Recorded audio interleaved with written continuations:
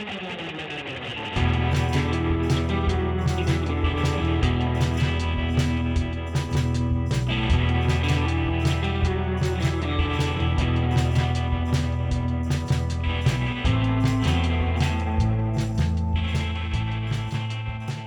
and welcome to The Missing Middle. I'm Cara Stern. And I'm Mike Moffatt. And we're really thrilled to welcome back Armine Yalnizyan. She's the Atkinson Fellow on the Future of Workers, and thank you so much for joining us. Thank you for having me. It's so much fun being with you guys. At the end of January, the Bank of Canada announced it would hold interest rates for another quarter. The governor of the bank, Tiff Macklem, later gave a speech where he said, housing affordability is a significant problem in Canada, but not one that can be fixed by raising or lowering interest rates. So, Armine, what did you think when you heard of that? I thought, pass me the screaming pillow, darling. Why? Tell us more. Oh, I mean, like the number one driver of inflation in the CPI basket is mortgage costs. Guess what happens when you raise the policy rate? It immediately goes through to the banks, and the banks raise their lending rates. And we saw the policy rate go up at the fastest rate it has ever gone up in history, from 0.25% to 5%. In a matter of 16, 17 months. Nobody's ever seen anything like that. So we've still got roughly half the mortgages that are out there, about 6 million mortgages, roughly half of them still need to be refinanced. And monthly carrying costs have gone up by hundreds of dollars, if not over $1,000, sometimes over $2,000, depending on the property and the leverage. So nobody's incomes, or very few people's incomes, have gone up that much. And that cascades into rents, because a lot of Canadians, as well as foreign investors, invested in real estate as an asset, looking for a steady return of income. And so that takes a while for it to cascade into rents. But sure enough, rents have been going up faster than they have since the 1970s. And to say that interest rates have got nothing to do with this, well, he didn't actually say they have nothing to do with this. He said it is not the primary reason. And there the jury is out, because it is both a supply and a demand issue. He skated around what their role is in a way that makes it sound like he's saying it's immaterial. He isn't saying that. He needs a better comms team. Mike, I don't understand why he would say that when you know that he understands a relationship between interest rates and mortgage costs. So, what do you think he was actually trying to get at with that? Yeah, I think it was unfortunately phrased. I don't think he should have said that. I think what he was trying to say is look at the sort of structural issues of the housing market. Mm-hmm. And we can get an example of that. So the CMHC report, and we just had an episode on that recently, had this like really fantastic chart about housing affordability for condos in the Toronto area. And if you go from like 2000 to 2015, the sort of the cost that people paid for a condo, the monthly cost, including fees and energy and all of that, was about 25% of income. And it was pretty constant between 2000 and 2015, despite the fact interest rates went up, interest rates went down, and so on. That monthly cost was relatively constant. And then it went up after that. And it basically went up after that because we started to have a supply-demand imbalance, that we had some structural issues causing supply not to be able to go up as fast as it needed to, and demand driven by population growth. So I think that's what he was trying to say, that our housing issues sort of predate some of these interest rate decisions, and that we have all these kind of structural factors involved. But yeah, that was a very unfortunate way to phrase that. And he has to also understand that, given some of the comments he made during the pandemic about interest rates not going up, and, some of the other comments he's made about wages and inflation, the people are not ready to give him the benefit of the doubt right now. So he should be particularly careful on how he frames things. And yeah, I don't know if I screamed in my pillow. Mine was just kind of more like hand down, like, oh God, what is he doing face now? palm. But it was more of a face palm, but it was a very similar reaction. I mean, does the bank acknowledge that having low interest rates for 20 years fueled the housing market that we're dealing with right now? I can't answer that because I haven't heard everything that they have said in the last 20 years. But clearly, part of the supply-demand mismatch that Mike just identified is a function of the lowest interest rates in history. You'd have to go back thousands of years to see interest rates where money was essentially free to borrow. So anybody that had any equity could leverage more money, more equity. And that's exactly what people did around the world and here in Canada, which created this mismatch between supply and demand, turned housing from a thing you need to consume to keep yourself out of the cold in Canada to an asset that is a dividend-bearing, an income-bearing asset. We're at historically low interest rates that were driven by central banks around the world in the wake of the global financial crisis. So this has happened in major cities around the world, wherever we had a central bank that dropped rates to deal with a global liquidity crisis, and couldn't bring them back up again because of household indebtedness. And household indebtedness was where it was at around the world, but particularly in Canada, because of stagnant wages and incomes. Notwithstanding the fact that more people per household were working over the last 30 years. Household income did not rise significantly, but housing prices have taken off since the 90s. And so housing is eating up a bigger and bigger share of what was, until fairly recently, pretty flat income growth by household. So this goes back to prosperity and how do people get ahead if they can't save enough to buy something because they're not earning enough, and also because they're not getting better jobs. The jobs are not paying more. That has changed in the last 11 months, and that is specifically something that Tiff Macklem says. Don't let that happen because that might bake in inflation. Well, you're damned if you do and you're damned if you don't. It's a good thing he's not elected because he would be unelected. Yeah, and I think it's important when we talk about the sort of secular decline of interest rates over the last, say, 30 years, that isn't entirely a central bank thing. That there have been a lot of global factors to cause that. Because we have to look at the counterfactual. Like, let's say 1996, and God forbid, Ron Paul had been elected president of the United States, and said, you know what, we aren't going to control the federal fund. We're going to make it so that the federal funds rate, or here in Canada, the overnight rate is not controlled by the central bank. We're just going to let it float and let the market do what it wanted. We still would have had a massive drop in global interest rates, right? Because we had a massive savings glut from China. We had a massive savings glut of, the boomers buying bonds, insurance companies, buying fixed asset prices. So we had all these people who wanted to save, and nobody was really borrowing. Governments weren't really borrowing because, as we know, we had governments trying to balance the books in both Canada and the United States. Manufacturers weren't borrowing anymore because we were going the opposite direction. Manufacturing, we were shuttering plants and they were all moving overseas, right? So we would have had a massive secular decline in interest rates anyway. Now, to change the counterfactual, the central bank could have always done something about it. It could have kind of raised interest rates up and not allow them to fall, but we would have found ourselves in an even worse spot, right? That we would have seen, even less investment in factories and machinery. We would have seen even higher Canadian dollar or US dollar and had more jobs going to China. So, we have to understand we're kind of damned if we do, damned if we don't. That, yeah, absolutely. We had this,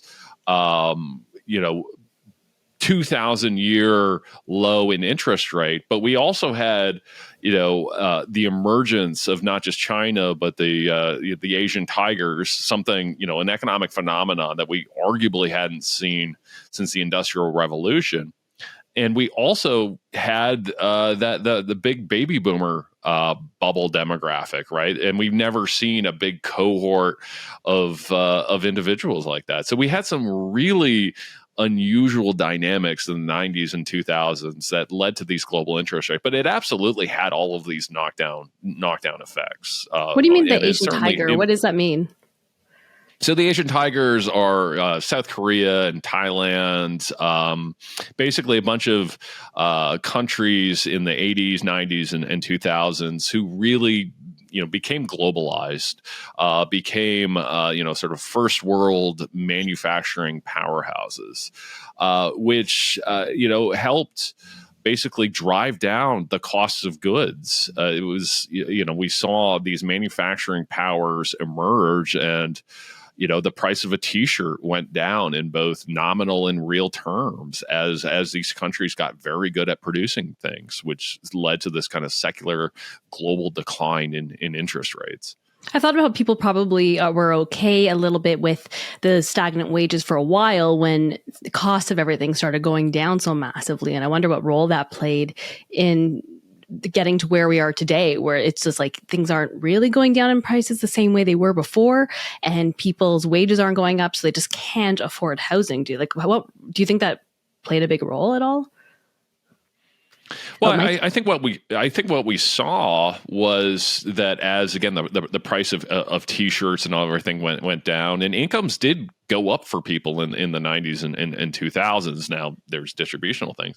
That basically that combination of increased savings and low interest rates caused people to flood into the housing market and use housing as an investment, just like Armine said. So, kind of ironically, that it was actually our prosperity that led to part of the housing bubble, which was great for guys like me who were born in the 1970s who could buy a home in London, Ontario for $170,000 and watch it go up.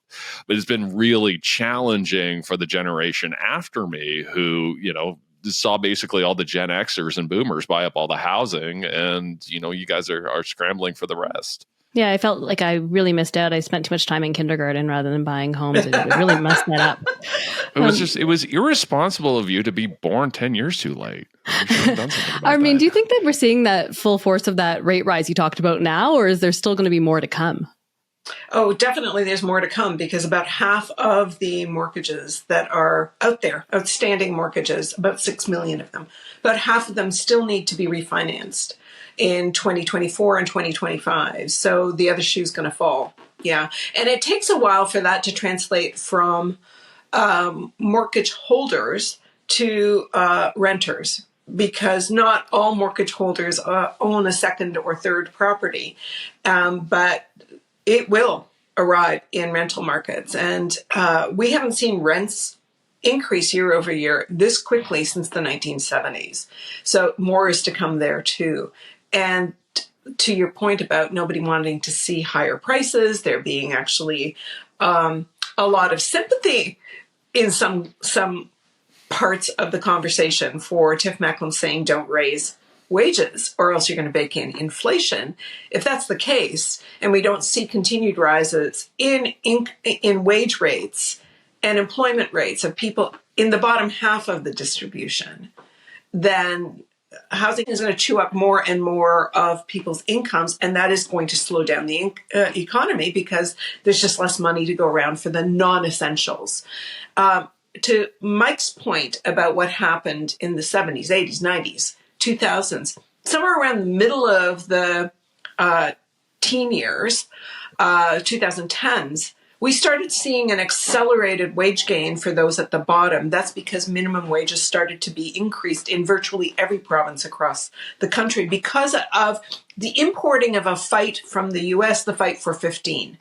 And that mobilizing moment actually spilled over into Canada, was captured, and we saw major gains there. And there's a kind of trickle up or, a push up, a boost up from the bottom up of the economy when that happens. It doesn't really affect the middle that much, but it affects the next to the minimum wage. And that does increase, of course, purchasing power of the people that spend every single dollar they make. So that does boost expenditures, purchasing power. And we have seen that in the share of the economy that is propelled by household spending. We've gone from about 53, 54% of GDP to 55, 56, 57, depends on the quarter you're looking at. But that's not immaterial. We're over $2 trillion of GDP. So that kind of an increase is a lot more spending power. And a lot of it is coming from people at the bottom. Another part of it is coming from the management class, because the management class is retiring. They are the boomers, and they're asking for more to stay. And then people that were in lower levels of management that are being promoted as these people leave are also making more money. So the management class, in terms of wage growth, you first of all saw it in the bottom in agriculture, in retail, in hospitality as the pandemic reopened. And then you saw it in management. And now it's going back to the bottom of the income spectrum and occupational spectrum again in terms of wage growth. That's something to keep your eye on. Whose wages are growing? Whose income is going up? Yeah, we're talking about wage growth that exceeds inflation rates and has for 11 months. Is that a bad thing? Is that a leading indicator of more inflation to come, or a lagging indicator of people catching up? Because just as there are mortgages to be refinanced, there are also collective bargaining agreements that are coming up. The fascinating thing is it's not unions that are driving this wage growth. It's the non-union part of the economy that has been driving most of the wage growth. So keeping your eye on not only wage growth generically, but whose wage growth is a really important bellwether of what's to come, and the affordability of life going down the road. When you say that there are people who are seeing wage growth, but there tend to be more on the boomer level of the workforce, but the people who are kind of most indebted are the ones who took on such big mortgages as they were trying to get into the property market. So a lot of millennials I know are very highly indebted. They aren't seeing that kind of wage growth. Are we going to see a whole bunch of bankruptcies coming up? I don't think so. We have also increased our savings rates over the pandemic. So it depends on how long this high interest rate policy maintains and what happens to wage growth for the millennials, because they are more valuable. We're moving into about a 20-year period where we're going to be looking at the smallest working age cohort we have seen in 60 years. Workers are suddenly very valuable. That's why you're seeing rhetorical flourishes like working for workers, not only in Ontario, but south of the border too. They understand that the power dynamic and bargaining power for workers is at the highest level it has been for 50, 60 years. Whether they will be able to maintain that is a function of a lot of things, including, one of the solutions to labor shortages in the United States is rolling back child labor laws. That's not going to strengthen workers. One of the solutions to labor shortages in Canada was pouring in temporary foreign workers and international students who are low wage, exploitable labor. That might be on the cusp of changing. So how this story of labor shortage gets addressed will be the tell on how incomes keep up with costs, particularly in housing. We haven't seen we started this off talking about the Bank of Canada governor raising rates and maybe being a little bit skittish about lowering rates in the next few months. That has been something that has been deferred by the Federal Reserve in the United States. And in Canada, it's like the market was pricing in a rate cut around March, and that has clearly been deferred for a host of reasons, including the economy's too strong. So that was kind of like, good news, bad news syndrome. And you mentioned actually, Cara, that, your age group took on a lot of debt to be able to get into the housing market. But boomers kind of rode the wave of timing to get in and avoid taking on that debt. We are seeing for the first time in history, people with household debt, particularly mortgages, who are retired. We are seeing people that are now, they use their homes as ATMs. They use the rising value of their homes as a way to offset the fact that they weren't making enough money for their lifestyles. And so we are seeing a lot of people that are now living on fixed incomes that still are paying off mortgages and lines of credit and stuff like that. It's not a pretty picture when you get old. That's very worrying. I don't know what will happen with that. And I know a lot of them take out the money to help their kids get onto the property ladder. And then it's just like, it's such a dangerous situation. There's so much more to talk about. Thank you so much for joining us today. My pleasure. Yeah, thanks for coming on. That was fantastic. Even if we ended on a bit of a gloomy note. Thank you so much for watching and listening. And thanks as always to our brilliant producer, Meredith Martin. And please like, subscribe, or leave a comment. We'd love to hear from you. We'll see you next time.